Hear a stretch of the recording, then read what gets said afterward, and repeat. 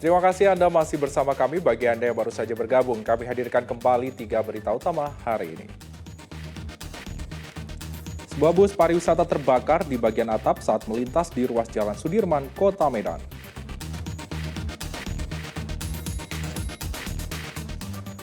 Polisi diduga menembak warga di Kota Medan. Korban tewas sementara 3 polisi kabur setelah dikejar warga.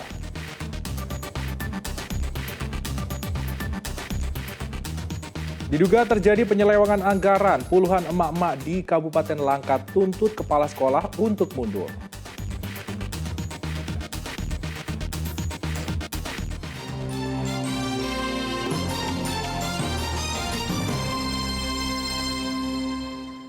Puluhan emak-emak geruduk salah satu sekolah dasar negeri di Kecamatan Binjai, Kabupaten Langkat. Demo ini dipicu atas sikap kepala sekolah yang diduga banyak berbuat kecurangan sehingga kondisi sekolah dan siswa terkesan diabaikan.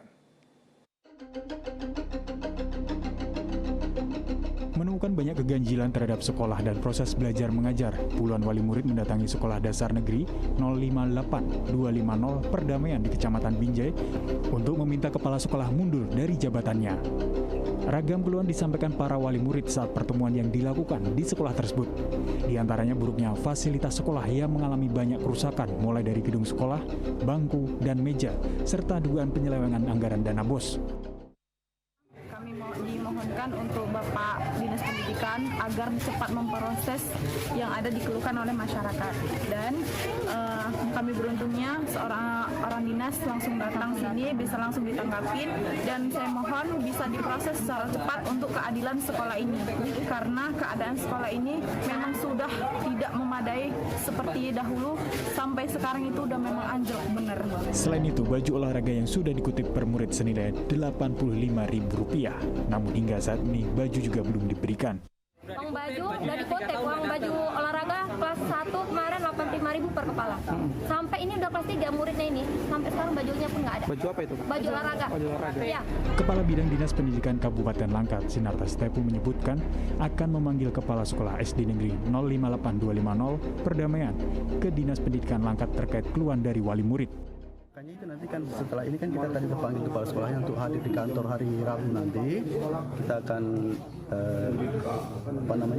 kita akan pertanyakan semua itu bagaimana kebenarannya, sejauh mana sudah ditindaklanjuti, karena tadi kan pengakuan dari Ibu Kepseknya, Pak, tidak semuanya itu benar, ada yang tidak.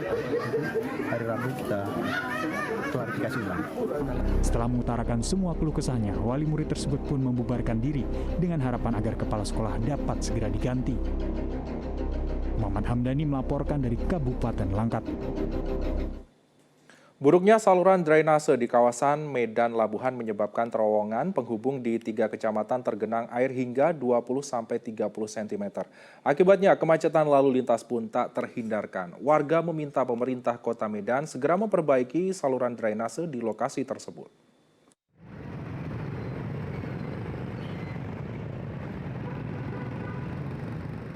Tidak berfungsinya saluran drainase menyebabkan genangan air selalu terjadi di terowongan penghubung jalan di 3 kecamatan di kawasan Jalan Ilyas, Kelurahan Semati, Kecamatan Medan Labuan, Kota Medan. Akibat dari genangan air yang mencapai 20 hingga 30 cm ini, kemacetan lalu lintas pun tak bisa dihindarkan. Padahal terowongan ini menghubungkan 3 kecamatan, yakni Kecamatan Medan Deli, Medan Labuan, dan Medan Belawan. Selain genangan air, di lokasi ini juga sering mengeluarkan aroma yang tak sedap jika terlalu lama berada di dalam terowongan saat kemacetan lalu lintas. Bisa dia mengenai dari air pasang, bisa air dari hujan, misalnya dari Medan itu terkirim kemari, bisa juga seperti itu. Nah, cuman mau kami kalau bisa terowongan itu tolonglah, bagaimana caranya biar supaya motor bisa lewat. Warga berharap pemerintah Kota Medan cepat tanggap dan segera memperbaiki buruknya saluran drainase di kawasan tersebut. Muhammad Hamdani melaporkan dari Kota Medan. Setelah sempat 3 kali ditunda, sidang kasus kerangkeng manusia milik Bupati Langkat nonaktif terbit rencana perangin-angin dengan agenda pembacaan tuntutan oleh Jaksa Penuntut Umum akhirnya digelar di Pengadilan Negeri Stabat. Jaksa menuntut 3 tahun penjara terhadap 4 terdakwa termasuk anak Bupati Langkat nonaktif dengan 2 perkara persidangan. Sidang kerangkeng manusia milik Bupati Langkat nonaktif terbit rencana perangin-angin yang dipimpin Hakim Ketua Halida Rahardini dengan agenda pembacaan tuntutan terhadap terdakwa akhirnya digelar di Pengadilan Negeri Stabat, Kabupaten Langkat. Meski sempat ditunda selama 3 kali karena berkas tuntutan belum selesai di Jaksa Penuntut Umum, akhirnya persidangan kali ini Jaksa membacakan tuntutan terhadap 4 terdakwa, yaitu Hermanto Stepu dan Iskandar Sembiring atas perkara meninggalnya Abdul Sidik Isnur, dan terdakwa Dewa PA dan Hendra Surbakti atas meninggalnya Saryanto Ginting. Keempat terdakwa dituntut dengan hukuman penjara selama 3 tahun.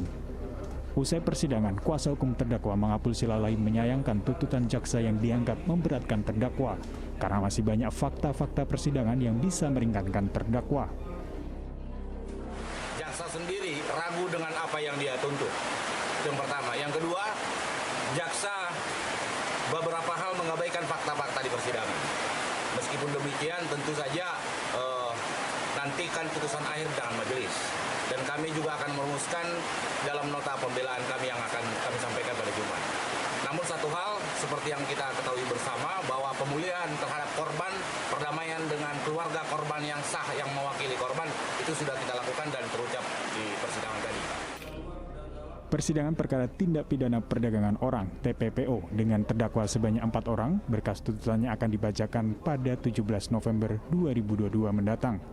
Ketika dimintai keterangan terkait tuntutan yang dibacakan, jaksa belum berkenan memberikan keterangan. Muhammad Hamdani melaporkan dari Kabupaten Langkat. Kita ke informasi selanjutnya. Batang pohon kelapa sawit yang sudah tidak produktif lagi biasanya ditebang dan menjadi limbah di perkebunan. Namun tidak bagi salah satu pengusaha produksi gula merah di Kabupaten Serdang Bedagai. Memanfaatkan limbah batang kelapa sawit, Purwaris menjadikannya sebagai olahan gula merah yang memiliki nilai ekonomi.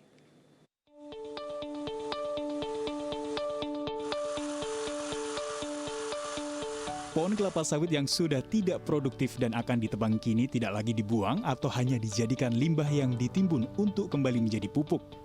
Pengolahannya pun kini menjadi potensi untuk dapat diproses menjadi gula merah. Gula merah atau yang dikenal gula Jawa biasanya dibuat dari bahan baku air nira aren ataupun kelapa. Namun di salah satu tempat produksi gula merah milik Purwaris yang berada di Dusun Harapan 1, Kecamatan Begejan, Kabupaten Serdang Bedagai, limbah batang kelapa sawit yang sudah tidak produktif dimanfaatkan menjadi bahan baku pembuatan gula merah. Bagian pohon kelapa sawit yang dapat diolah adalah bagian ujung atasnya yang sudah dibersihkan dan dipotong untuk mendapatkan air nira yang akan menjadi bahan baku utama pembuatan gula merah. Kemudian setelah melalui sejumlah tahapan, air nira dari pohon kelapa sawit tersebut akan dimasak sama halnya seperti proses pembuatan gula merah pada umumnya.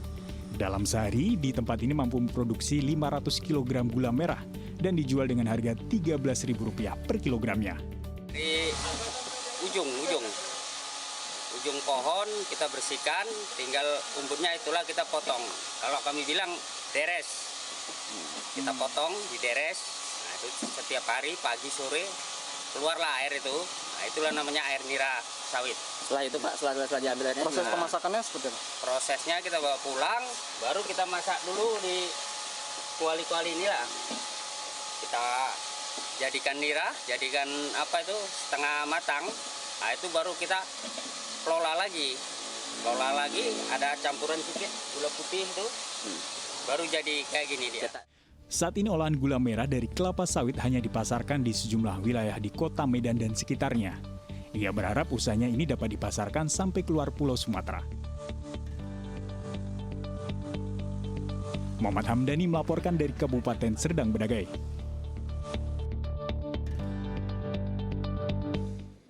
Dan informasi tadi mengakhiri berita Medan hari ini. Saya Freddy Cahya berterima kasih atas perhatian dan kebersamaan Anda. Selamat beraktivitas dan sampai jumpa.